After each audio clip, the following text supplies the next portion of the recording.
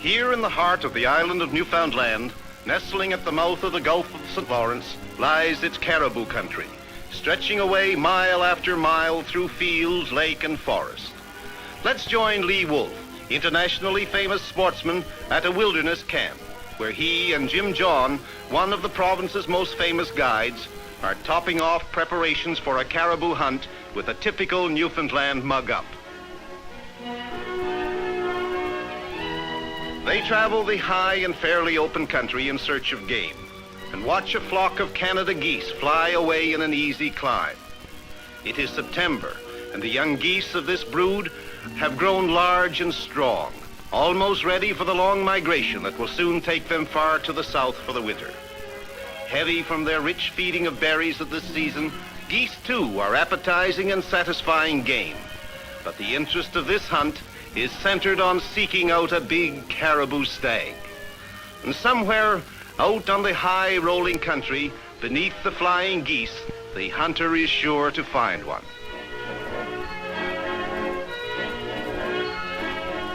At another point, they pause to watch a red fox, one of nature's craftiest animals, race away in wild alarm, surprised by the hunter, whose gun will remain silent, however, until he finds the special game he is seeking. The presence of foxes also indicates a plentiful supply of snowshoe rabbits and other small game. Traveling over a ridge, Lee and Jim lift their eyes to watch a young bald eagle soar above them on the 6-foot spread of its broad wings.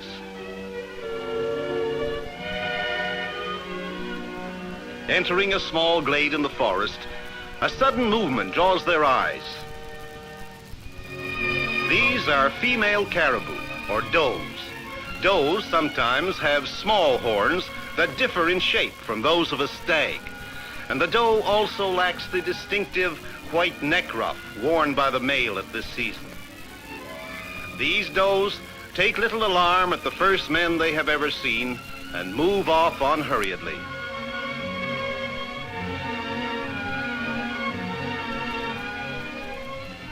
Later on, while crossing an open field, a caribou stag comes into view. The showy white fur around his neck quickly identifies this animal as a male.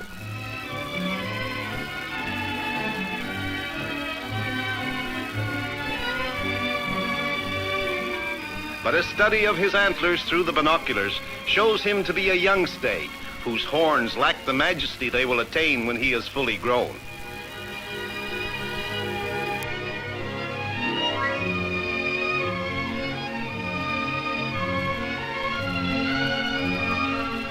This young caribou stag, whose steaks would be prime and tender, swings on around the hunters to a downward position.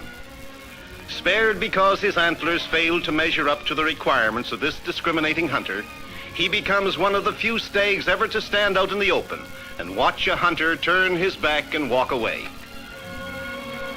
Although caribou hunting may be quite successful when the hunter is on the move, Lee and Jim both know their chances are best if they spend most of their time at a few good lookouts. It is from one of these vantage points that a caribou is spotted, moving slowly across the open slope at a distance of more than 1,000 yards. The animal is easily identified as a stag by the white of his neck and the occasional flash of the sun on his horns. Knowing the country as well as a small boy knows his own backyard, Jim John, the guide, is able to sense the caribou's destination and guess his probable course. Out of sight and downwind from the animal, he and his hunter travel swiftly, but not swiftly enough to reach the first possible point of interception before the caribou has crossed that particular ridge. And again, the hunter and his guide take off on a course designed to bring them to a point on the caribou's path well in advance of his arrival.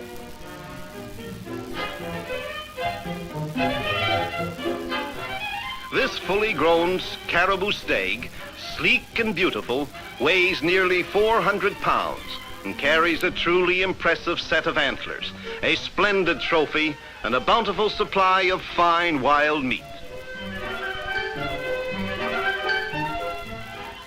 Setting his sights at 200 yards, Lee brings the gun to his shoulder. The caribou, now out in the open, tests the wind for danger. When the aim is perfect, the shot drops the stag in his tracks.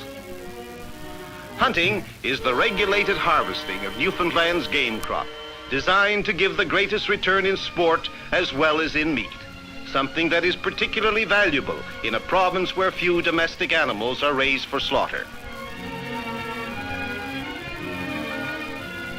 A good shot and a clean kill. Jim skins the cape for mounting and prepares the meat for the carry back to camp. On the first trip out, Lee carries the head, while Jim shoulders about a third of the meat in a pack improvised from the hide of the caribou. The remaining meat is left at the kill until a second trip can be made to carry it all back to camp. None of it will be wasted.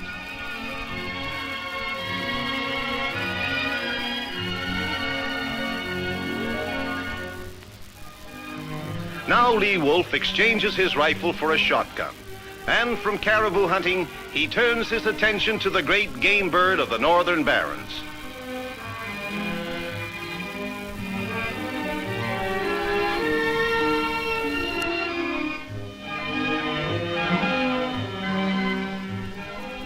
These are ptarmigan, which the Newfoundlanders call partridge. They are the grouse of the north and are similar to the ruffed grouse in size and shape, but these birds change their color with the seasons, from a mottled gray bronze in summer to a complete snowy white in winter. The early hunting in October finds them already preparing for the coming of the snows, about midway in their plumage change.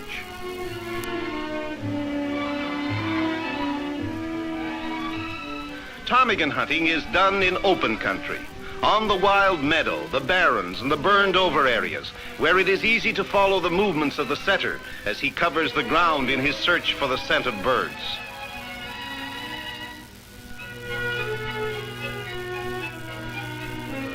Finding it, he moves up swiftly for the point. The setter holds steady while Lee walks up to take a shot as the bird goes to wing.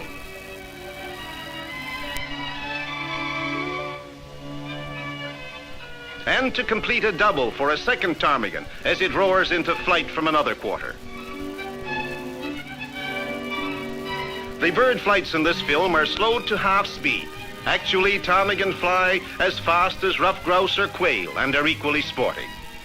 And now, with the broad Atlantic sparkling in the sun behind him, Lee climbs the hills, for the ptarmigan, like the caribou, prefer the high and open country.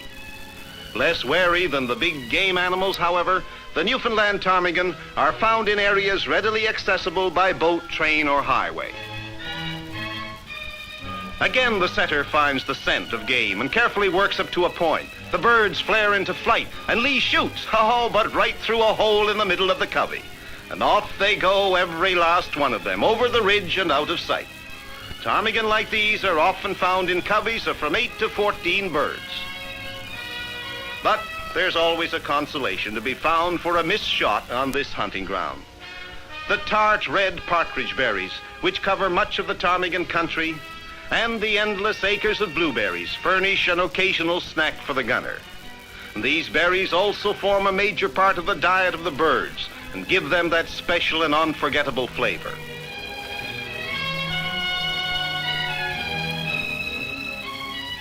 Meanwhile, the setter has located another covey and stands like a statue while he waits for Lee to come up, flush the birds, and take the shot. Ahead of the dog, a single strutting partridge on lookout blends into the background foliage. But a moment later, when the birds go to wing, all the hidden white feathers that will match the winter snows flash into sight. And this time, Lee's aim is true, and each shot brings down a bird.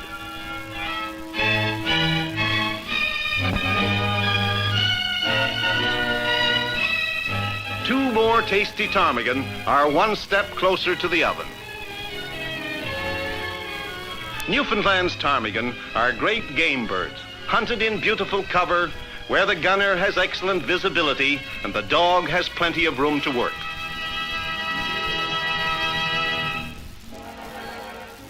Not all the island's gunning is confined to field and forest, however. There's exciting hunting to be had on the sea as well. Each summer brings great herds of pilot whales, better known to the natives as pothead whales, into Newfoundland's bays and coastal waters within easy cruising range for small power boats. For this sport, we go to sea in a 40-foot cabin cruiser. The lookout spots the whales and shouts, "There they blow!" a signal for the entire crew to go into action. Quickly, the harpoon is made ready. It consists of a swordfish dart set on a steel shaft at the end of a 14-foot spruce pole and attached to 100 fathoms of 9-thread manila rope. This equipment is normally used for the harpooning of swordfish, which average a few hundred pounds in weight.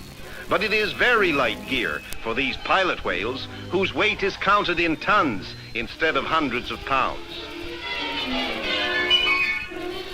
The boat moves in slowly among the surfacing whales, seeking to reach a point within throwing distance of one of the larger ones. Here comes the opportunity, and Lee throws the harpoon, sinking it deep as the whale starts his dive. The harpoon pole comes free on its separate line, and the pilot whale threshes momentarily in a flurry of foam, while the skipper and crew keep vigilant watch, ready to turn and race out of the way should the frenzied whales smash toward them. Although these whales are small, as whales go, they are still possessed of amazing strength and power. The light equipment being used calls for alert and careful handling of both boat and harpoon line. When the whale sounds for a long, deep run, a buoy is thrown over to keep the end of the line afloat, so that it can be picked up later at the end of any particular burst of speed which has been too swift for the boat to follow. Any holding back on the rope on one of these wild runs would snap it like a thread. The same type of playing that is used in landing a big game fish is required here to avoid breaking the line or pulling out the small dart. After several long runs, the pilot whale rejoins his herd. Now, enough pressure must be exerted on the rope to tire him further and pull him away from the others. Once separated from the rest of the herd, the harpooned whale can easily be identified, and Lee will try to finish him with a shot from the rifle. This is tricky shooting from the deck of a moving boat, for the target is a very small one, as only a brain or spine shot will be fatal. The bullet is struck, and the whale goes down. All hands to the line now, as the rope draws the whale in toward the boat. But the pilot whale was merely stunned by the bullet, and reviving, he starts off on another run, while the flying coils of rope whip dangerously close as the line speeds through the hands that control it. It becomes obvious that at least one more bullet will be needed to subdue this heavy seagoing mammal.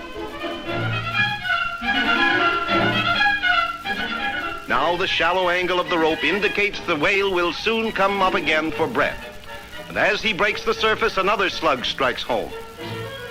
All whales are notoriously hard to kill. A bullet through fin or flesh has no immediate effect, and a bullet striking the water first loses its power to penetrate. Already 2 shots have gone into this whale's skull, yet it will take still another to finish him.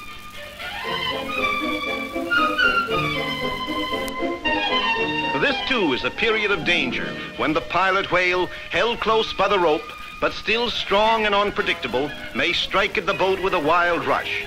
If he does ram the boat, the force of the blow could easily sink her.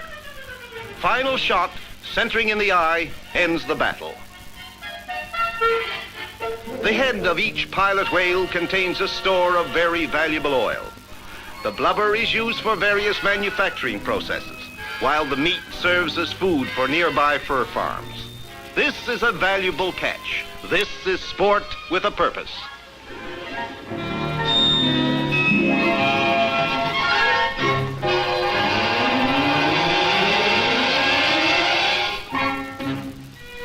Now we go back to the wooded valleys, where Lee and the guide canoe quietly through the reflections of a smooth-flowing river.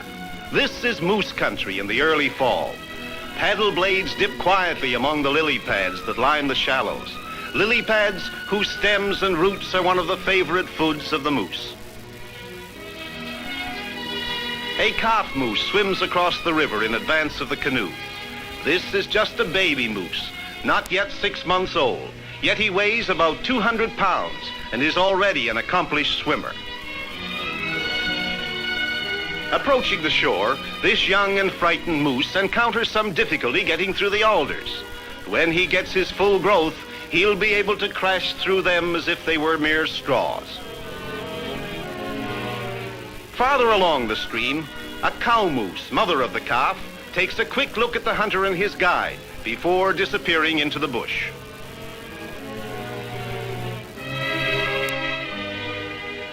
Leaving the main stream for a winding channel, the hunter is more than ever alert, never knowing when a sudden turn may bring him face to face with a great bull moose. And he can never know how many moose stand watching, unseen, behind the stream's fringe of alders as they paddle by. At the head of the open water, Lee and his guide bring their canoe to shore in order to hunt the higher ground on foot.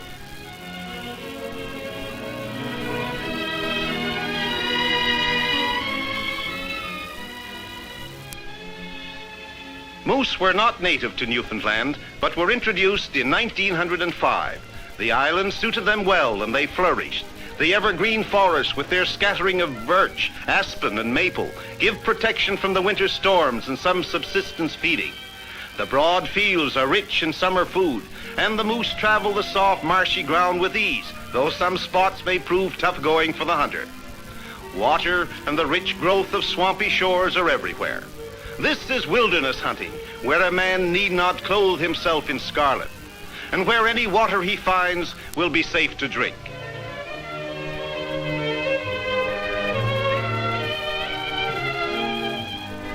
The Canada jay is common to these northern forests. It has little fear of humans, and a few hours' time will usually tame one of these wild birds into a friendly camp companion.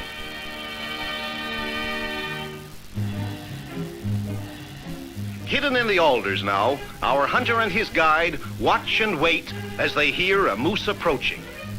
It turns out to be an old bull that has apparently suffered a serious injury some months before. Only one antler has developed, and that in a short and stubby growth. His gait is awkward and crippled. And although he is a big bull and legal game, he is no worthwhile trophy, and his meat would be tough and stringy. Lee holds his fire. Perhaps that moose was lucky after all. A dead tree standing alone offers a good view of the surrounding open country, and a full-grown moose like this one can be seen for a long distance. Here is a bull to quicken the hunter's heartbeats.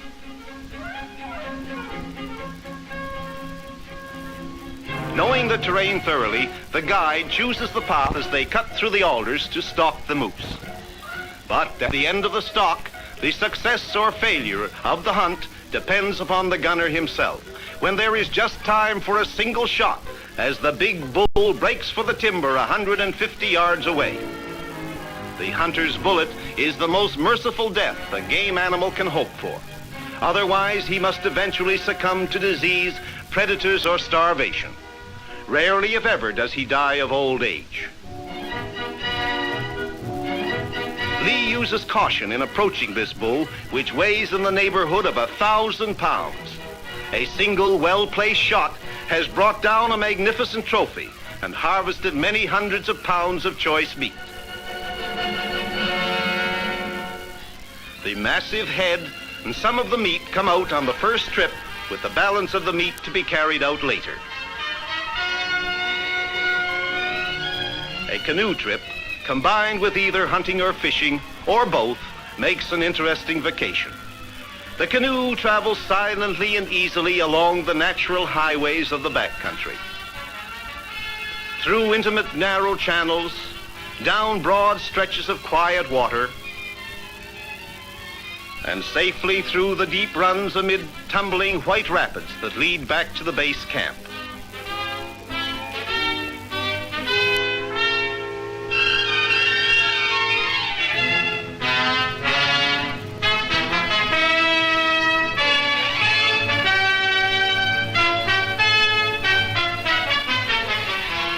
Like Lee Wolf, most moose hunters can count on getting their game in Newfoundland and on bringing a good supply of meat back to camp, where it may be brined and lightly smoked if the trip home or to adequate refrigeration is to be a long one.